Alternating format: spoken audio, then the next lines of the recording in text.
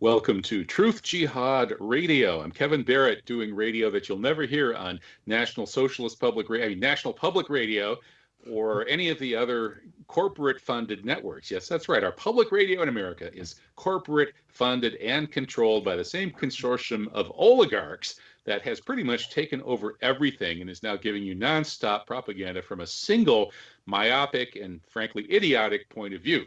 Well, here at Truth Jihad Radio, we find you lots of interesting, generally intelligent, maybe sometimes wrong, but definitely stimulating and provocative points of view so you can make up your own mind about what's really going on in the world. Well, today, as a new Cold War heats up with China, among other places, and the blame the Chinese movement on the right matches the blame the Russians movement on the left, maybe we need to sit down and think hard about how we should be thinking about China, because I mean, China is basically already the world's biggest economy. It's becoming the world's techno leader. It's bringing together Eurasia. And frankly, picking a fight with China at this point might be a losing battle. Maybe we could find a better way. And my guests today seem to agree with that perspective. They both have a certain expertise, and that would be Jeff Brown of the China Rising blog and podcast, who's been doing great work from China and then about China for many years, and then Matt Ehret. Matt Ehret just published a couple of very interesting articles about this geopolitics situation that we're in right now involving the blame the China lobby. So, hey, let's get into it. Welcome, Matt. Welcome, Jeff. Good to have you guys. Thank you. Thank you. So where should we start here? Well, I already kind of, I gave you the basic framework. I basically agree with you two guys for the most part about most of these things. Maybe I could start, though, by pointing out an area of Matt's article that I'm not sure I agree with because I just don't know enough. And that would be the assertion that the real reason for the whole Cold War, or the biggest reason, was the Gusenko Affair, which was essentially an alleged revelation of Russian spying right at the end of World War II that supposedly created the Cold War by alienating the U.S. From the then Soviet Union.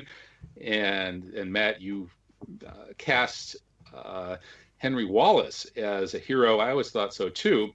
However, there's some interesting kind of revisionist work that Ron Unz has done that's made me wonder about that perspective. Harry Dexter White, being associated with that Wallace camp, turned out to be not only a Zionist fanatic, but also a Russian spy. And it turns out, according to Ron Unz, that a lot of the Cold War resulted from real Soviet spying, and the Venona books, like Venona Decoding Soviet Espionage in America, revealed that, according to Ron. So anyway, I'm not so sure about your analysis of the Cold War, but I do think that the Cold War was probably much nastier and hotter than it should have been. And likewise, the current attempts to go after China are completely out of line. So let's start there with the one thing that I'm not so sure about your article. Explain to me how this Gusenko affair triggered the Cold War, and how you see the issue of whether there were, in fact, lots of communist spies at high levels in the Roosevelt administration. Yeah, sure. Well, yes, this is an article which doesn't try to make the claim that the Gusenko affair is the thing that started the Cold War, but rather it was a psyop that created sort of an emotional catalyzer to get the population to accept the idea that Russia, that had formerly, sacrificed 25 million of its people to stop the fascist threat in World War II, was actually not our friend, but was the true enemy. At a time at the end of World War II when there was a big push internationally as well as inside of the United States to end colonialism as an institution of human self-organization and create a new type of economic order premised around sovereign nation states, working basically under a win-win system of cooperation around great projects that Franklin Roosevelt is on record having discussed through things like the Good Neighbor policy with South America, with many nations of Africa and Asia, to help take the conditions of the Tennessee Valley Authority, the type of bank regulation that had happened throughout the 1930s under the New Deal, and to use that and apply it to help other nations develop full spectrum economies, to industrialize themselves, and use the sort of U.S. economic powerhouse of World War II in a way that wasn't for war, but rather for actual nation building. So it was a different idea of value. And people like Henry Wallace, Harry Dexter White, when you read their original writings, when you look at the fights, when you look at the battles that they had with the dominions of the British Empire, the city of London, which was ongoing the entire time, as well as their infiltration of Rhodes Scholars inside of the USA from the Council on Foreign Relations, which many of your viewers probably are aware that the Council on Foreign Relations was the roundtable, the Cecil Rhodes Roundtable movement in America that was set up in 1921 as part of the whole League of Nations reorganization that attempted world government in 1919. So there was a constant infiltration of this foreign hand. And coming out, like I said, just to recap, of 1945, after Franklin Roosevelt died in April, before the bombs were dropped on Japan unjustly and unnecessarily, there was a major fight over which orientation was going to win out in the post-war age. And would it be the Churchill Rhodes Scholar agenda for an Anglo-American alliance to sort of reconquer the nations and squash the fervor of independence movements from people like Kwame Nkrumah and Jawaharlal Nehru and others? Or would it be something more in alignment with what Franklin Roosevelt or Wallace or Henry Dexter White had been fighting for, which was a global system of cooperation and full spectrum economics outside of the conditions of colonialism? I'm not sure what Ron Unz has been writing about, and maybe I'll want to read that. But all that to say, just to wrap this up, the Gusenko Affair was a scandal that was concocted through Camp X, which is an espionage operation near Oshawa in Canada that was set up by William Stevenson. The guy that Winston Churchill called intrepid. He was a spy master, and they set up an assassination counterintelligence PSYOP organization to train the OSS that later became the head of the CIA in 1947 when the OSS was disbanded, as well as the FBI's Division 5, the Foreign Division.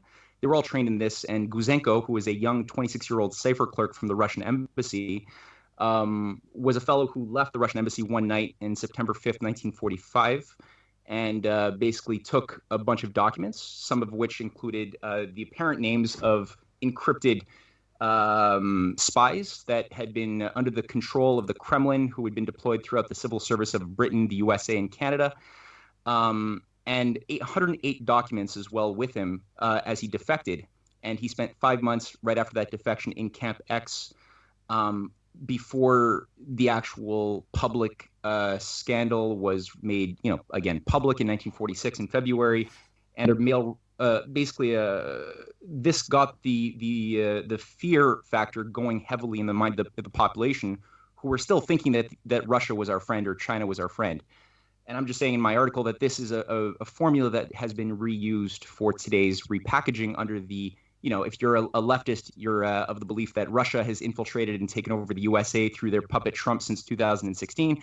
And if you're somebody who's of the conservative bent, whether in Canada or Australia or Europe or the USA, you're being fed a lot of propaganda that's a lot of misinformation and half-truths to convince you that China is the ultimate nemesis of the world and the arch, enemy of the USA. And everyone is leaving out the actual role of British intelligence, which was in control then, and it is in control today. Okay, that's a great exposition. Wow. Well, yeah, that's a hard act to follow. How am I going to follow that? My gosh. Let's back up to kind of the broad. That was good. Yeah, the broad issues here. Okay, so the right says that, in fact, contrary to what you guys say, China is the USA's natural enemy. And let's ask, are there any elements of truth to that? Geopolitically, when there's a rising number two power, they tend to fight with the established number one power. And then, of course, in terms of ideology, the US is based on an ideology of extreme individual liberty. And China is much more communitarian in its ideology. So for those two reasons, one might argue that there is a certain natural enmity there, or at least a source of possible conflict. And then the other question would be, to what extent actually is China's Belt and Road Initiative a lot like Roosevelt's good neighbor policy? That is an attempt at international constructive cooperation and win-win. So take it away, Jeff. I think the biggest problem for the West is they are stuck in the century of humiliation when China for 110 years was basically being raped and plundered by Western imperial powers, and it must be said also, Russia was up in Manchuria, and they have this awful idea. They have this wrong idea that China has always been that way. But the fact of the matter is that China, except for that 110 years when the Brits and were shoving opium onto hundreds of millions of people here, in China, and destroying the economy, destroying the society. Other than that 110 years, China has always been the preeminent country in the world. One could argue, well, maybe back, India for a while, back, earlier in the 1600s and 1700s. But China has always been preeminent, and China has always been preeminent in technology. It has always been preeminent in governance. It has always been preeminent in agriculture. Just to give an idea, I try to put things in perspective for people. In 200 A.D., at the height of the Roman Empire, which is about as far as most Westerners can go, in terms of their scope of knowledge about world history, that would have been at the very end of the Han Dynasty, and when Rome was at its greatest. And at that time, China was 6 times larger in area and had 9 times more people.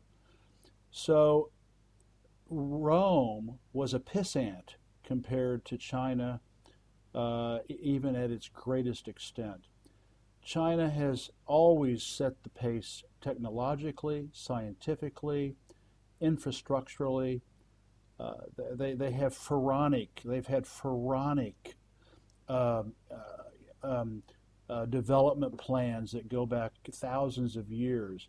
So it's really, really, really tough for Westerners to accept the fact that, they've brainwashed themselves. We as a people, we've brainwashed ourselves, that we're the best and the brightest, but we're not. It's the Chinese. And so the century of humiliation, ended in 1949 when the communists took over on October 1st, 1949. They kicked out all the Western bankers and all the Western imperialists.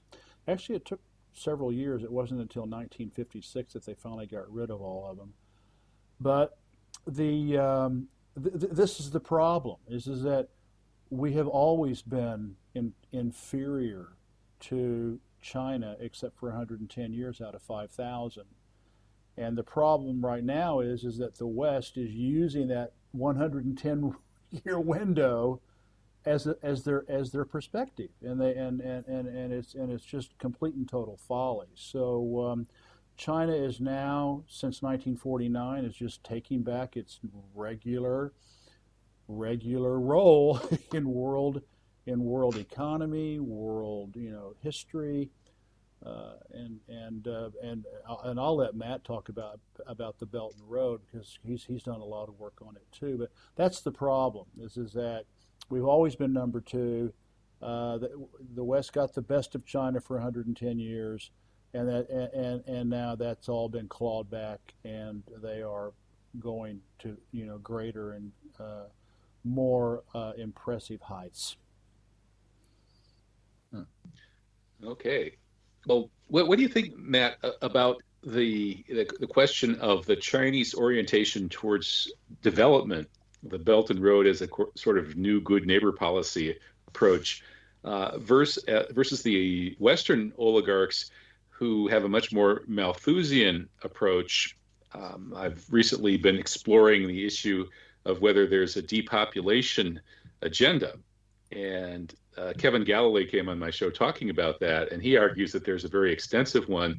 And after World War II, the Western oligarchs essentially got together and said, we can't allow unbridled nation-state competition anymore because we'll outstrip the resources. And so we're going to have to depopulate. And since then, they've been sponsoring both all kinds of population limiting initiatives in third world countries, which I guess would include talking China into its one-child policy, talking India into forcibly sterilizing a huge chunk of its female rural population. And then there was the war on African population growth, including the made-in-a-lab AIDS, according to Kevin Galloway anyway. And then he says here in the West, the fluoridated water is about depopulation, that packaging is specifically made with additives that are toxic, designed to depopulate, to lower fertility. And frankly, I think Kevin Galloway is probably right about a lot of this, though maybe not all of it. Just look at the collapse in sperm counts in which countries that's happened and how that lines up with these particular toxins.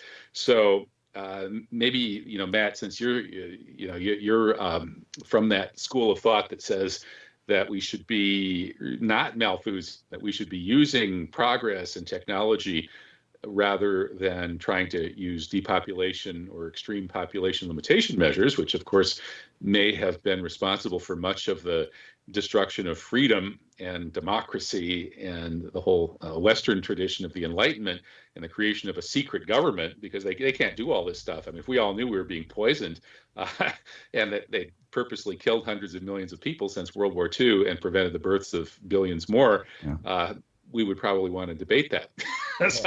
So philosophically, how does the China U.S. geopolitical situation fit into that? Well, I think what we're seeing right now is a real clash between two concepts of what the human species actually is and what sort of system is most compatible with human self-organization. I mean, other species of the biosphere organize according to their instincts, and their behavior. They adapt to their environment, but they don't have a concept of improving, like to create laws for the beaver population to improve their dams or sustain their old beavers, in old age before they die out with Social Security or something like that. Like, it's just the laws of nature work on a not conscious level in every other species that we know of, right? So I think when you're dealing with human beings, we can shape a hypothesis about what is the nature of the system that we're a part of, that we're and use our understanding and test it out to see how to improve it or what not to do to destroy it or to make it worse for our future progeny who have not come even into being yet. Chinese currently, under the Belt and Road Initiative and the overarching philosophy of win-win cooperation in opposition to the Hobbesian sort of lose-lose idea of might makes right, survival of the fittest, which is really just an extension of the Darwinian, the cold, radical Darwinian view of the law of the jungle onto human civilization. I think that the Chinese have made it clear that they're much more of the view that we live in an open system. And the Belt and Road Initiative is not just, I mean, on one level, yes, it's 135, maybe 140 now nations who are signing on to the framework, which is an alternative financial system entirely, like the way that the banking system operates under the Belt and Road, the multipolar alliance, which involves Russia and China, is sort of the foundational essence of that alliance.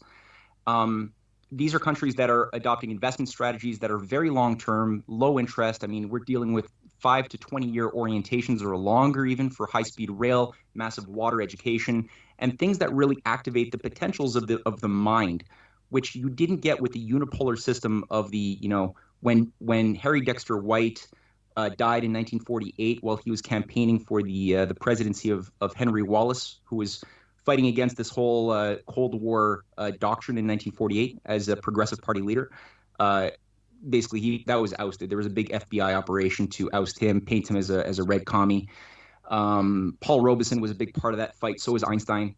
So that orientation was premised around this same idea of let's have Russia, China, and the USA as friends. Let's work on big projects together, and let's have this idea of constant development, and that the value of people is not in how you can exploit their land and take their resources or use their cheap labor for Walmarts or dollar stores. That was not at all an idea. That only came in after Henry Kissinger really made some big maneuvers to get the dollar off the gold standard, the gold reserve in 1971, and float it.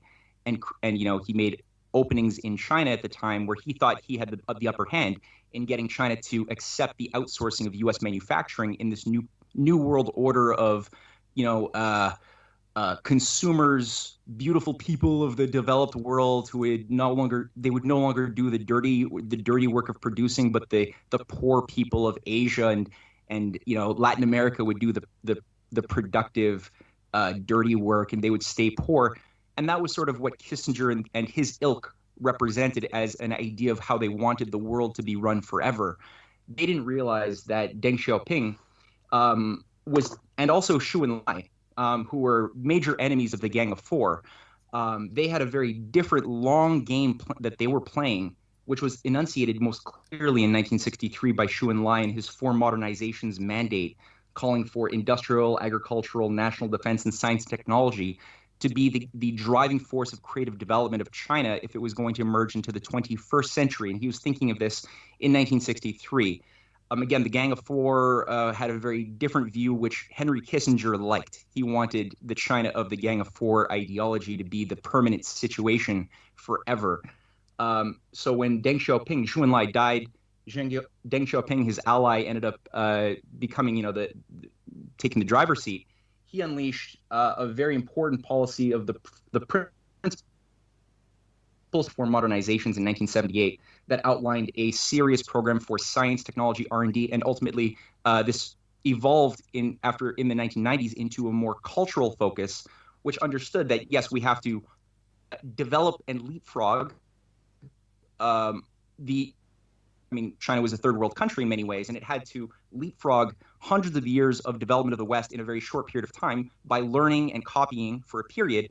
But after they developed those aptitudes, Deng Xiaoping understood that China would start pioneering. I said we, but China would start pioneering and creating, which is why they focused on the arts, on sciences as the driving force. And Deng Xiaoping made a point in an important speech that I cited in a recent article, that China has to redefine labor from purely materialism of just labor as a function of measurable work in the material world to also incorporate mental labor, creative mental labor, as being just as equal, if not more important, to all forms of labor that allow the mind, which is sort of, if you think about it, the mind is the only infinite resource that we have, which is unperishable, right? Every resource that we pick, whether it's wood or coal or oil or uranium, there's a limited amount that is there in the earth for us to extract and use and burn for the needs of mankind.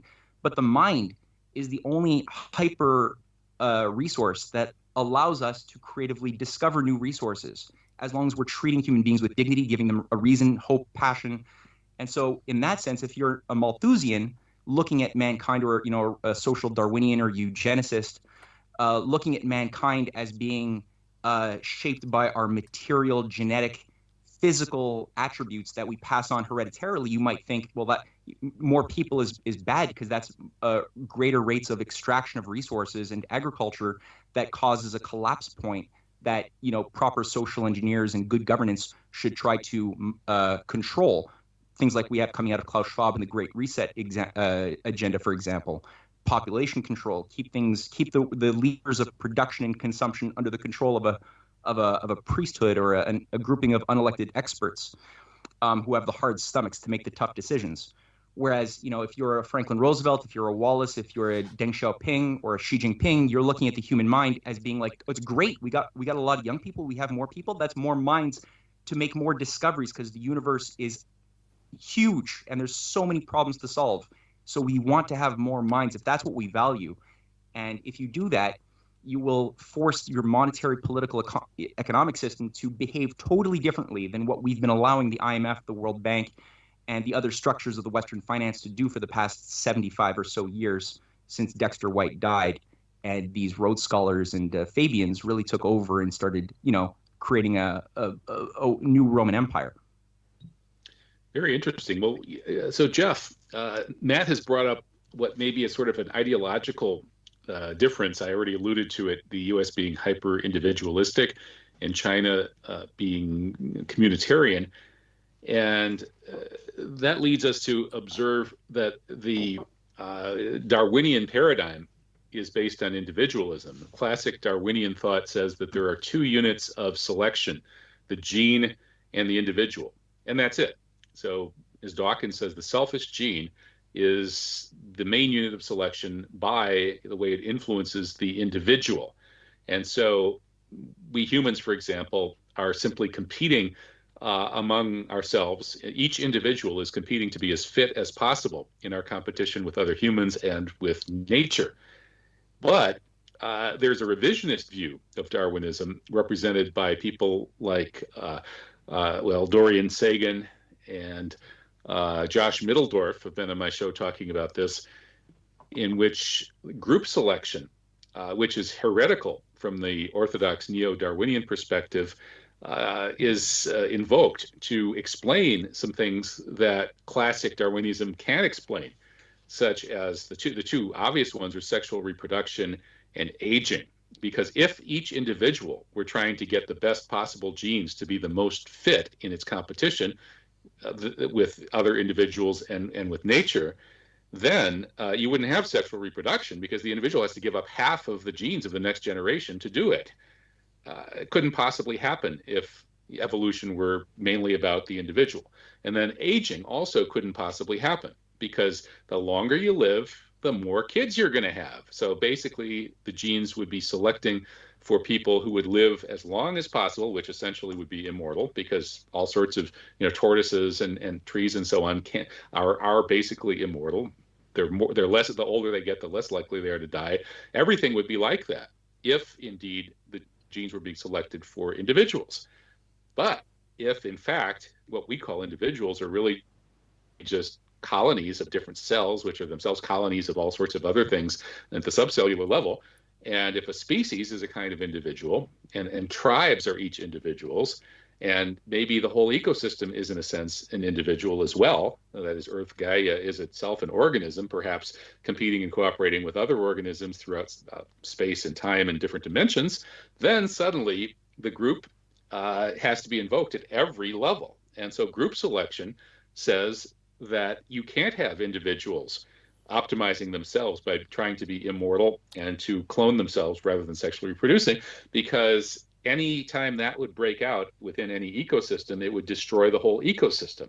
And there are lots of examples of this that biologists have observed in real life ecosystems, because each ecosystem is competing with other ecosystems. So therefore, the West has this individualistic ideology, which is the basis of neo-Darwinism, and it may actually be completely wrong, and that in fact a much more communitarian approach in which everything is communities interacting with communities is in fact the way reality actually works, nature actually works, biology actually works, and maybe politics and international politics could work that way too. And that might be more the way things look from China. So Jeff, is China really less committed to individual liberty and individual rights and individual achievements and so on than the West? And if so, is that a bad thing or a good thing? To be honest, it's not just China. My understanding of reading a lot of world history is that most of the natives of the Americas and most of the African cultures, most of the Asian cultures have always been communal. Property was communal. Things were shared. Children, in many of the cultures, the children, were and still are raised in group settings. So it's not just the Chinese. It's funny. It's funny you say, you said, is it really true, that the Chinese, are against or whatever individual achievement, but what you're saying, there really is an element of truth to that. I was reading recently. I was talking with a guy, a Chinese guy, and he was saying, we don't take individual credit. We give credit to the community, we give credit to the team, we give credit to the family, we give credit to the country, we give credit to everybody. And I've actually written articles about this and talked about it in my books, where the pyramid of priorities is completely inverted. And as you talk about, I talk about the Marlboro Man. You know, the Marlboro Man is at the apex of the Western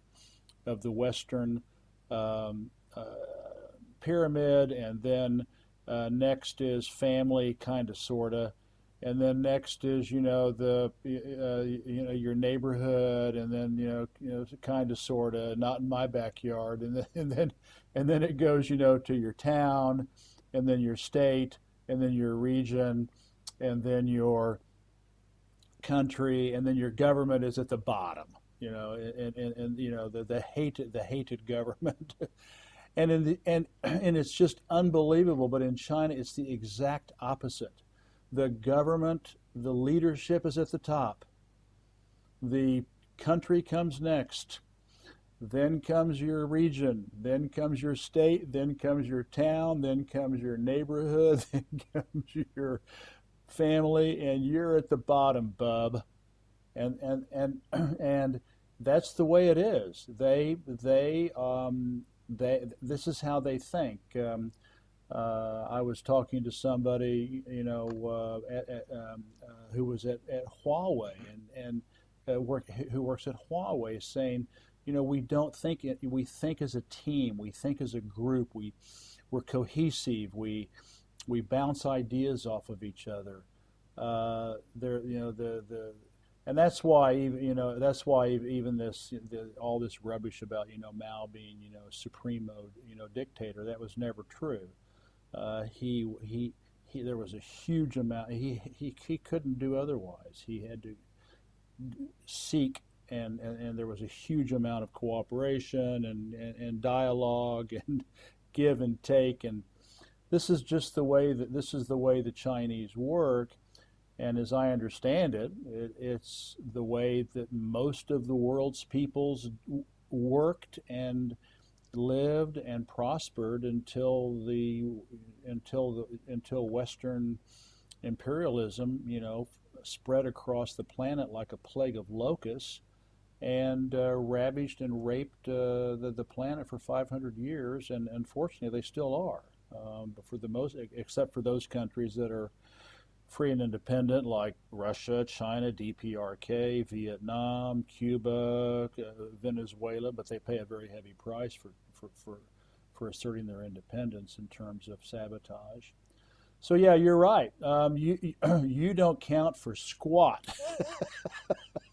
in China as an individual. And if you and as far as I look at it, just look at the results. Look what they're doing. The individual, this rugged individualism is in my opinion, is in any case is a myth, because you've got people behind you and above you, and I think it's almost a delusion. But anyway, yeah, you're right. You don't count for much as an individual in Chinese society. It's all about. And the right wing doesn't like that. Well, yeah, I know. The libertarians and the right wing, I know. And that's where the China bashing has a lot more of a foothold on the right side of the political spectrum, as such as it is. But it's okay. So now we have the left side apparently poised to try to crush the right side, such as it is here in the United States, after this dubious event at the Capitol, which is now being used by the Democrats to demonize Trump's supporters. And so theoretically, the left, which is more communally oriented, as opposed to the right, which is more individually oriented, theoretically, the American left should be more open to having better relations with China. And that's what they're accused of by the right. The right says the Democrats are a bunch of Chinese commie dupes. However, I'm not so sanguine about the prospects of improved U.S. relations with China under a Democratic administration. So what do you think, Matt? Well, yeah, that's a good point. And I think that what's sort of been a theme from this entire discussion we've had so far is this individual versus collective dichotomy. And I think the way I try to look at history as a whole is as an experiment. Human beings are sort of like a musical instrument, tuning itself and learning how to tune itself better to a higher standard, the rhythms and the laws of the universe. And that's, some have called that philosophically natural law. I think in the case, I just recently wrote an article, the first of a 3-part trilogy. Well, that's redundant, eh? 3-part trilogy. The first of a trilogy. Kind. I should have said maybe a 4-part trilogy or something. How an Austrian and British Malthusian brainwashed a generation of Americans. And it's got a picture of John Maynard Keynes on the one side, Friedrich von Hayek on the other side, the representative of the Austrian school. And then in the middle, I have Franklin Roosevelt, and another variety, I have Abraham Lincoln in another version of the article. The point that I try to get across is that most Americans and Western people as a whole have been really duped in the past 75 years since World War II into thinking they had to fall into a camp of either bottom-up thinkers or top-down. Bottom up being, the Austrian school of just government should have no place in an economy or deciding things that deal with dirigism or planning. That's all evil. And it's just that liberty is really just this sacredness of the individual, but no collectivity. Collectivity is really just a pathway to the devil in this ideology. And this is what comes out of the Austrian school of Karl Menger, who was the teacher of Ludwig von Mises as well as von Hayek. And Menger himself was the retainer of the Habsburg Empire, the personal tutor of the heir to the Habsburg dynasty in the 1860s and 70s. And really, they just repackaged Adam Smith. And Adam Smith was originally just somebody who was hired by Lord Shelburne, who was the de facto head of British intelligence during the American Revolutionary period. And he was just hired as a sociopathic, a moralist who was teaching Hume in Britain, and told to come up with a theory to justify why the colonies, these rebellious, independent-minded colonies, should not go ahead with their plans for manufacturing and developing protectionism. And that's what, if you look at all of the things in the battles before the American Revolution, all the way into the 1650s even, there was a huge battle internationally as well as within the colonies to create a situation where everyone could stand on their own 2 feet and had the right to develop protectionism, full spectrum economics. This was a serious part of the battles of Benjamin Franklin. And so Adam Smith was sort of hired to come up with an intellectual justification to keep American agrarian, feudalist, and subservient to the British East India Company and City of London controls, which was the only world government the world knew for most of that period. That ran the slave trade with the Portuguese and other empires, including the Habsburgs, which the Austrians came out of, the Austrian school. So, I mean, when you look at this whole thing, it was just a repackaging. And people like Ben Franklin, like Hamilton, John Jay, Henry Clay, Henry C. Carey, Lincoln, Harrison. I mean, there was a huge battle throughout the 19th century between these two opposing systems. And when McKinley died in 1901, he was assassinated by a British orchestrated anarchist organization that was deployed around Emma Goldman, that was tied again to British intelligence. He was assassinated, and that system sort of died out for 30 years. There was no evidence of it in the United States until it gained back control. The Patriots were able to battle against this proto-deep state when Franklin Roosevelt was able to emerge. And he really did a major battle, which I go through in this article, against the City of London Great Reset agenda of 1933 that tried to create a one-world government under the Bank of England back in 1933, March. Roosevelt sabotaged that. He declared total war on the Wall Street bankers. He dragged J.P. Morgan in front of court for orchestrating the Great Depression and other crimes. Many bankers were put in jail, and he broke up the banks. He illegalized speculating with people's deposits, and he created where Lincoln's greenback system, in essence, was revived through the Reconstruction Finance Corporation to create millions of jobs of a high quality, a certain type. And during that time, people today are confused because the London School of Economics, along with Cambridge and Oxford, created in 1932 to 33 a false debate between two Fabian Society-connected ideologues who were both eugenicists. They were both, actually, when you read their writings, into world government, getting rid of nation states. That was John Maynard Keynes, who, again, in my article, part 2, it's called John Maynard Keynes, Fabian Society Eugenicist to World Government High Priest. And it goes through a lot of quotes from John Maynard Keynes, who hated Roosevelt. He hated the American Republic, and he wanted to redefine everything from a cold social engineering top-down perspective. Roosevelt was not a Keynesian, and I proved that thoroughly. His enemy that was orchestrating these debates was actually his friend throughout his life, Friedrich von Hayek, who said, no, we need to have total liberalization of everything. We shouldn't be helping the economy or helping people if they're weak and incapable of helping themselves. He actually says later on that we should not allow people to reproduce if they're not able to be self-sustaining in 1981. He calls for world government as a negative force of a negative supranational police force that I also cite from his quotes in part 3 that just went published. It was just published on Strategic Culture today, the website. So it's a false bottom-up, individual first versus top-down Keynesian collective idea that's really, again, mind. Can I swear on your show or no? I shouldn't do that, eh?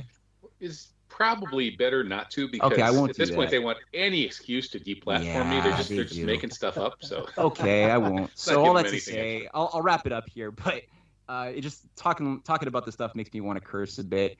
But basically, the Great Reset crowd pushing things like the Green New Deal are trying to redefine. They're taking the Democrat and liberals who tend to be more susceptible to the Keynesian ideology, and they're basically saying, okay, we need to have, just like what Roosevelt did in the Great Depression, to get out of that, because we're about to hit an economic collapse too, obviously, and we need to, we need to reset. But they want a Keynesian version, which, again, is population control. When you look at what is going into this greening of the world economy and decarbonization thing that Prince Charles or Bill Gates or Klaus Schwab are so fetishistically obsessed with, it's creepy to listen to them speak sometimes. And on the other hand, the Austrian school that really became hegemonic when the Keynesian system was sabotaged by Kissinger in 1971. And the dollar was floated, and deregulation really emerged with Thatcherism, Reaganomics, all this crap. That the deregulation of the banking system, that was pure. Friedrich von Hayek was really happy about all of these things, as was Milton Friedman, one of his disciples, who was part of the Multipolar Society. Basically, they had their period of piratism under globalization for 45 years, and now that period is over. It was always designed to be over at a certain point. It was a bubble that was set to burst. That's what bubbles do. And the empire who orchestrates both sides of this polarization understood that that's how that works. And it's always been the case. And now they're introducing the solution to the crisis of unbounded, deregulation, which is, again, total centralized control. The thing is, China's not playing this game. They're not using, obviously, yes, it's Marxist, sure. But like Deng Xiaoping made the point, they redefined and advanced the idea of labor and Marx to a higher level of creative thought, as the mind is the driving force of real labor. And so it's flexible. The Belt and Road Initiative is not a formula that you can predict exactly. They have a general outline, just like Roosevelt had for his New Deal, the Four Corners projects of the Tennessee Valley Authority and these great projects of the 30s. You don't know how exactly it's going to unfold, but you have a general idea of the Belt and Road, the Maritime Silk Road, the Arctic development of the Polar Silk Road, space-based components of it, quantum computing components of the Quantum Silk Road. But the thing is based upon a high degree of flexibility and allowing the participant countries to have their own developmental pathways. So you're allowing the freedom of the parts to both calibrate to a higher collective idea of the whole, which is capable of also adapting. So I think that it's not just one or the other, the top down or the bottom up. It's really a tuning, like I said at the beginning, of the species to try to experiment and figure out how do we get both the general welfare principle of the Constitution, as well as the sacredness of the inalienable rights of every individual that justify and give authority to the laws of that society to be seen as just and good and not unnatural. So I think it's again, that tuning process, I think, is a good mental tool to play with. Well, if we're being tuned into a multipolar world where each group and nation is developing according to its own clock and its own cultural identity and so on, it would seem that multipolar world likely will feature a big dominant player, China, that will outstrip the other players by quite a bit. Partly because, as you said, Jeff, that in China, the government of China is tops. The nation of China, as represented by the government, and the Communist Party that dominates it, is the number one player, and then the individual is way down on the bottom of the hierarchy of importance. And I'm wondering, Jeff, if you can reassure some of us that this isn't frightening, given that basically this multipolar system will exercise each component of it, however well finely tuned it may be, is going to exercise power according to how much power it has. And with China, this 1.5 billion, pushing 2 billion, very motivated, very talented, very cohesive people, their nation, and that's their highest priority, is that nation, as it competes with these other entities that in many cases here in the US, our 320 million person entity is really failing as an entity. It's going to split up into the 80 million Biden voters and 70 million Trump voters. And there aren't any other entities anywhere in the world that are even remotely close to China's level of cohesiveness of such a large group of people with so much talent and so much power. And so a lot of folks are worried about that, saying, wait a minute, here we've been sitting on top of the world for so long, and we're not even going to be close, and here's this new hegemon coming along. So how would you reassure those people? I want people to understand that, for thousands of years, China was the preeminent power in the world, and they are not expansionistic. They could have over many centuries. There were so many hundreds and sometimes thousands of years technologically ahead of Europe and everywhere else in the world. They could have easily taken over the world. If you want to go with the mainstream media, they went to Africa, India, Southeast, Indonesia, that area. They basically covered the Indian Ocean area. They had ships they had flotillas of ships. The first one by Zheng He had 32,000 people in 300 boats, half the population of London. They went all over the Indian Ocean, and what do they want to do? They wanted to share information. They wanted to. They brought back princes and they brought back ambassadors to build bridges with the people all over the Indian Ocean. I personally believe that the Chinese were in the New World, the Americas, way before the Westerns, but that's a whole other story. But the point is that China does not have this Western expansionistic imperial DNA. They expanded out to their natural boundaries, and they did get above the Amur River into what is now today Russia, but they could have easily we could all be speaking Chinese today. So they don't have that. The Chinese have always been very conciliatory to smaller, weaker states that surrounded them. Japan, Korea. Now, there was some war, there were some fights, and there were some disagreements. But over the course of 5,000 years, not a lot. It's pretty amazing the lack of war in this part of the world. China simply said, for all those times, they had the tributary system, and people would come from Japan and Korea and Vietnam and Cambodia and elsewhere, come to the capital, meet the emperor, exchange gifts, admit that China was top dog. That's basically what it boiled down to. Yes, we agree. You are more powerful than we are. Go back. Go back. Get on a boat and go back. With a boatload of concubines and a bunch of gifts and a bunch of food and a bunch of everything else, and go back home.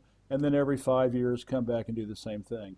This went on pretty much, and again, I'm being very simple. There were of course the Mongols, and there was a lot.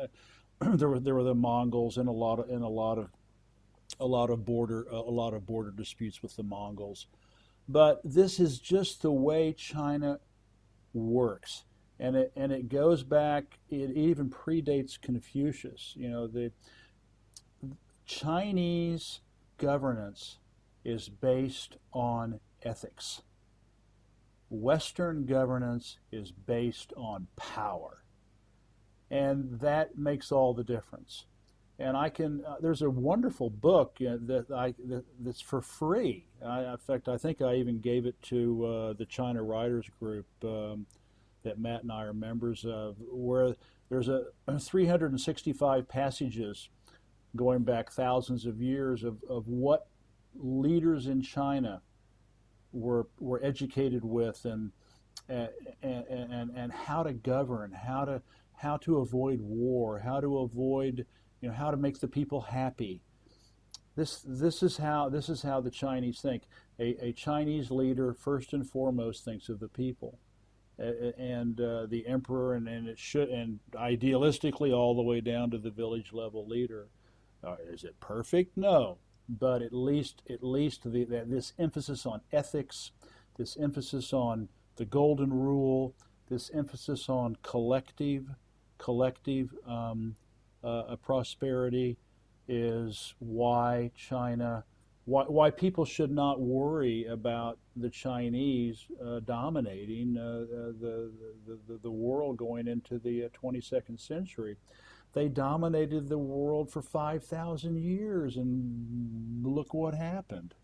They still got, they trusted the West too much. They got lackadaisical in the Ming Dynasty and the Qing Dynasty, well, especially the Qing Dynasty, and the West raped and plundered them. So, this is the hardest thing I have with Westerners, is this moral equivalence that they and it's just human nature, but they project their Western, bad governments, cacocratic, crappy governments for the most part, exploitation, expansionism, robbery, theft, backstabbing, lying, cheating, stealing. They project that onto 5,000 years of Chinese history, and it's just not there, and it's not the same. And the Chinese are different than us, and thank God. That's all I can say. Thank God, because if they weren't, we'd all be screwed by now. That's okay. Well, ironically enough, COVID is being cast as the Wuhan flu, or the Chinese virus, especially by Trump and his right-wing supporters. I say ironically because it looks far more likely that COVID was made in USA or by the USA NATO Zionist axis of evil, partly in order to be blamed on China, and perhaps partly to bring in the Great Reset to try to bring Western technology up to date so it can compete with China, and then partly, as Kevin Galloway said on my recent show, to fix the single biggest problem the West faces right now, which is the inverted age pyramid, where instead of a large number of young people supporting a small number of retirees, it's becoming the opposite. It'll be one working person for every 7 retirees in Germany by 2040 or 2050, something like that. That's unsustainable. It'll collapse. So it looks quite possible that COVID was engineered in part to solve that problem by going after the very, very expensive and unproductive retiree boomers. Plus, it can be used as a club to bash China with, as it has been, and then to bring in that Great Reset. So I'm just wondering if you agree with that analysis, Matt, and if so, how will China respond to dealing with such a devious adversary?